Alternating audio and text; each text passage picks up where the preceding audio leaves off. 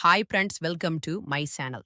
இது போன்ற சுவாரஸ்யமான கதைகளை தெரிந்து கொள்ள மறக்காம நம்ம சேனலை சப்ஸ்கிரைப் பண்ணி பாருங்க. பக்கத்துல இருக்க பெல் ஐகானையும் கிளிக் பண்ணிக்கோங்க. என் பெயர் விஷாலினி. எனக்கு வயது இப்போது 20 வயது ஆகின்றது.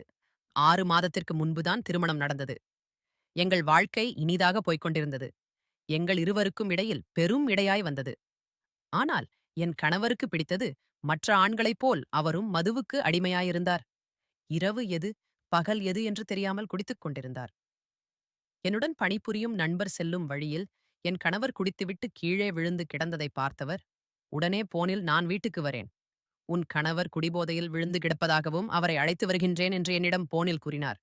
நான் உடனே சரி வாங்க என்று கூறினேன். அவர் வருவதற்கு முன் என் கணவரின் அம்மாவிடம், உங்கள் மகன் சென்ற இடமெல்லாம் குடித்துவிட்டு கிடைக்கின்றாராம். என் நண்பர் அவரை அழைத்து வருகின்றார். நீங்கள் என் கணவரை கண்டியுங்கள் என்று கூறினேன். உடனே கதவை தட்டும் சத்தம் கேட்டபோது நான் ஓடிச் சென்று கதவை திறந்தேன்.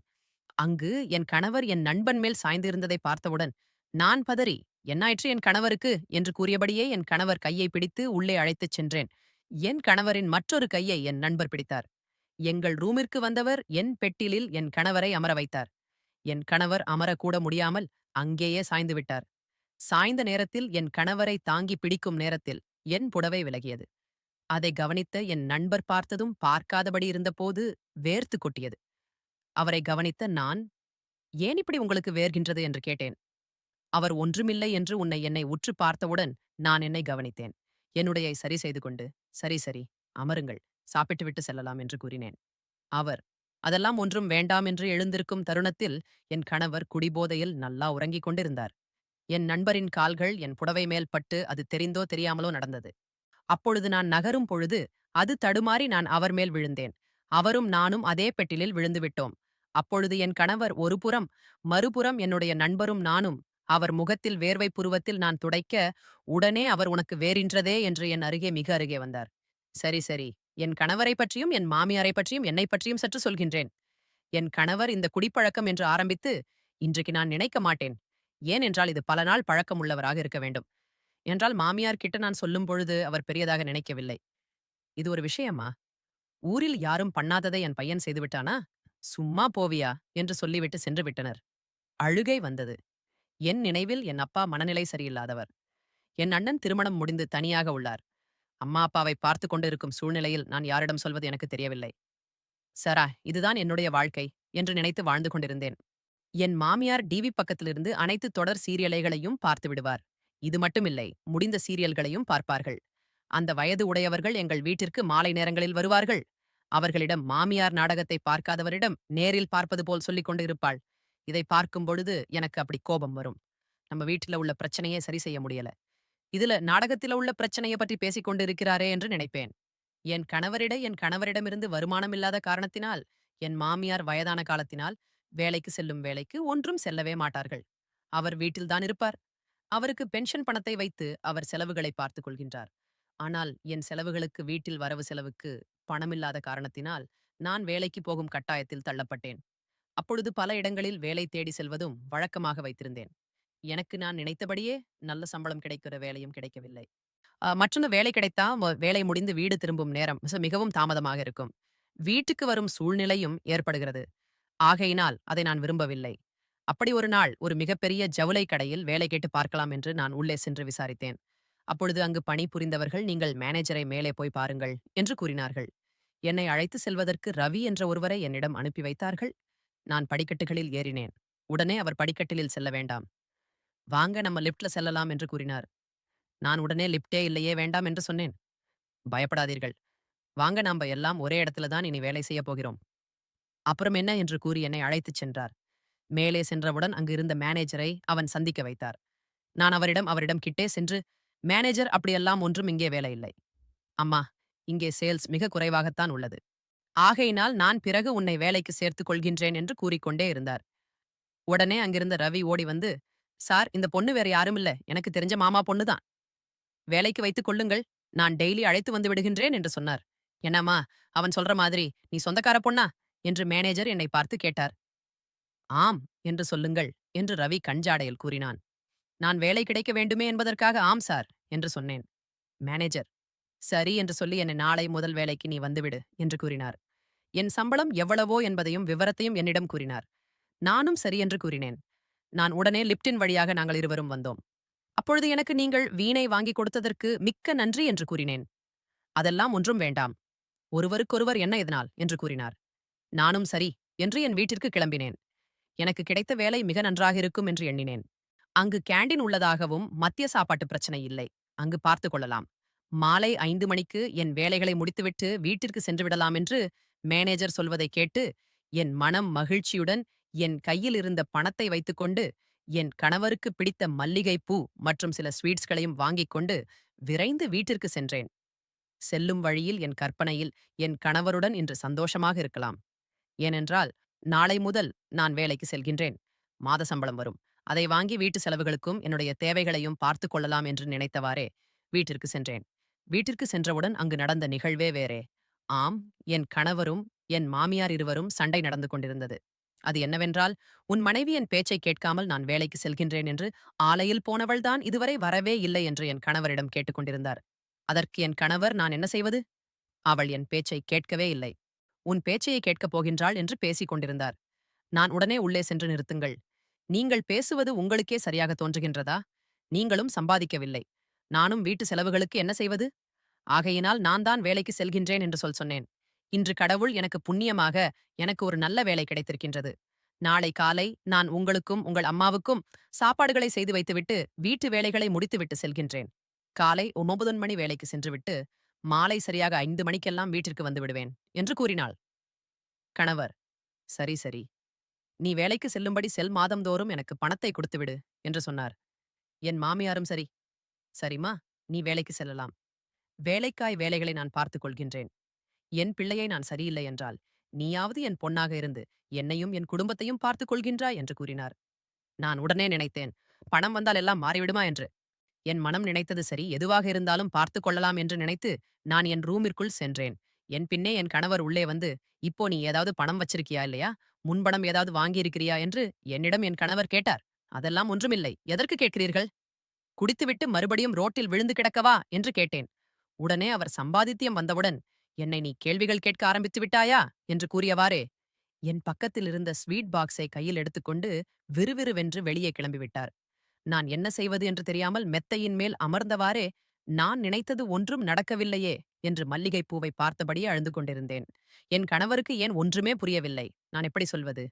கையில் என் மனைவி மல்லிகை பூவை வாங்கி வந்திருக்கிறாளே, அதை தலையில் வைத்து விடுவோம், சற்று சந்தோஷமாக இருப்போம் என்று எண்ணமில்லாமல் அவர் எங்கே சென்றிருப்பார்? குடிக்கத்தான் சென்றிருப்பார் என்று நினைத்தபடியே அழுது கொண்டிருந்தேன். என் வாழ்க்கை இப்படியேதான் போய்க் கொண்டிருக்குமோ என்று எண்ணிக்கொண்டிருந்த நேரத்தில் அப்போது விஷாலனி விஷாலனி என்று வெளியே சத்தம் கேட்டார்.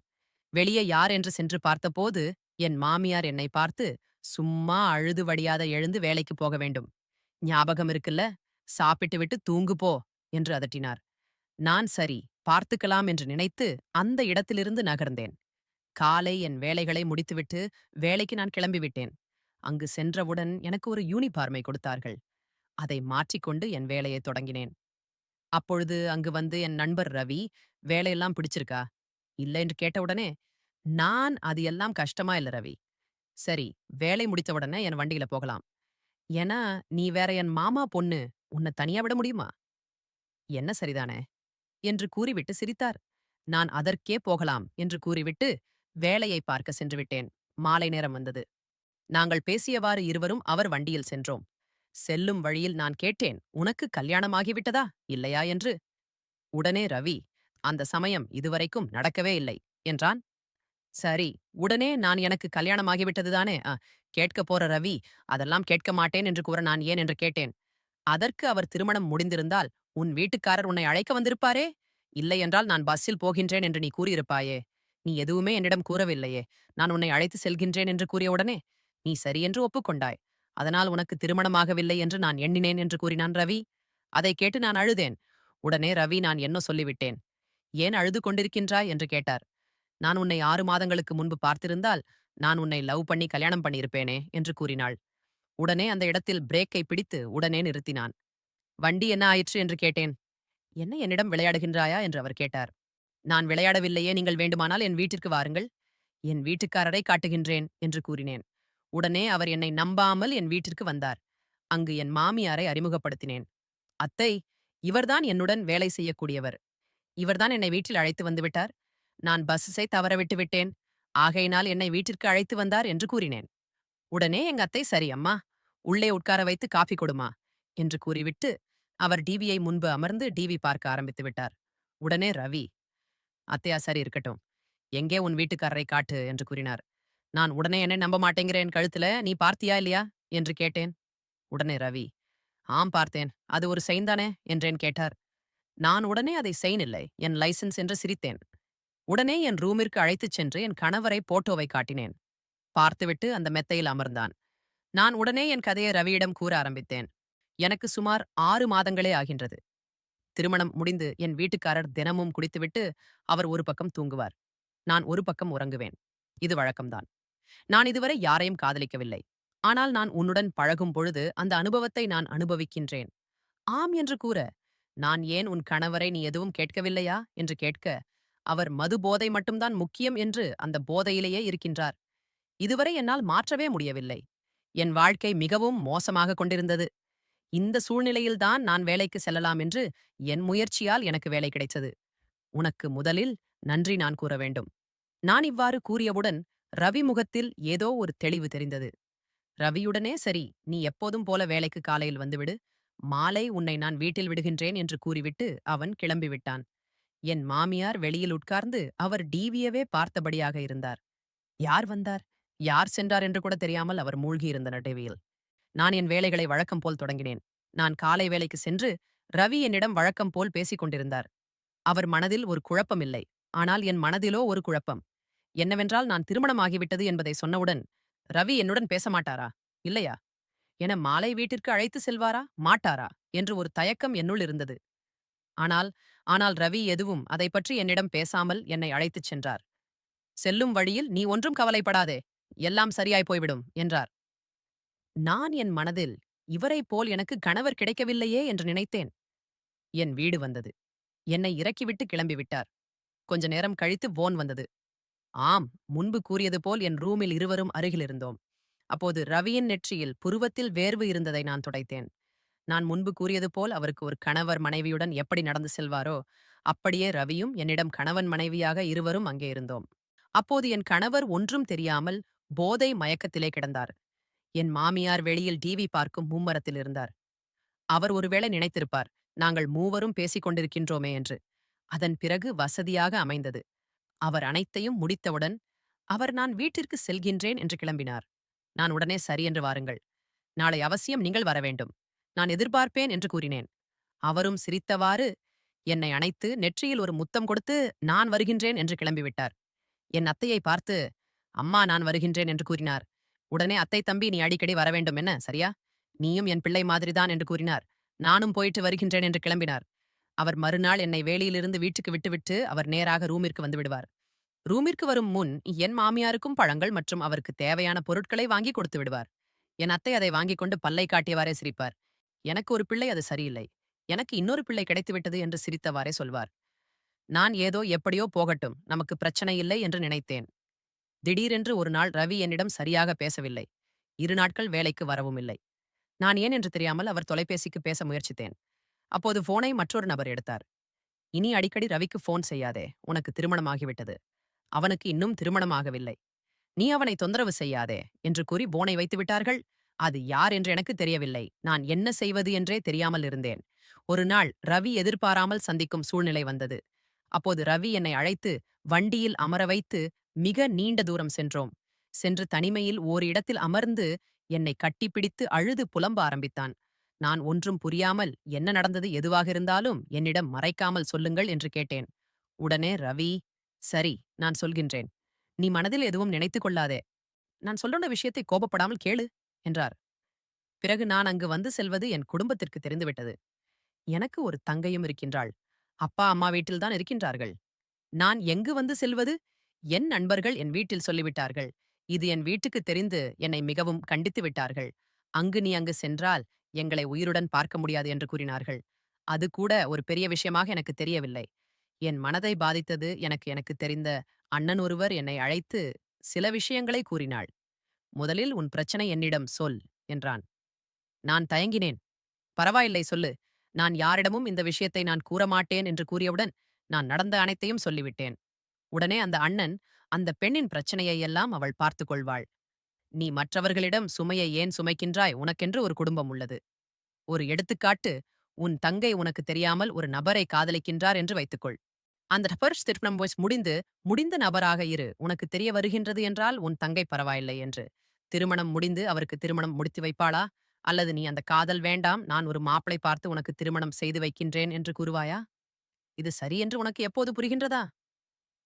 சரி, ஒரு பக்கம் இருக்கட்டும். நீ தவறாக எடுத்துக்கொள்ளாதே. உன் பெற்றோர்களுக்கு நீயும் உன் தங்கையும் இருக்கின்றார்கள். உன் அம்மா யாருக்கும் தெரியாமல் ஒருவரை காதலித்தோ அல்லது ஏதாவது அவர்கள் யாரோடையோ போய்விட்டால் உங்கள் நிலை என்னவாகும்? நீ யோசித்துப் பார்த்தாயா?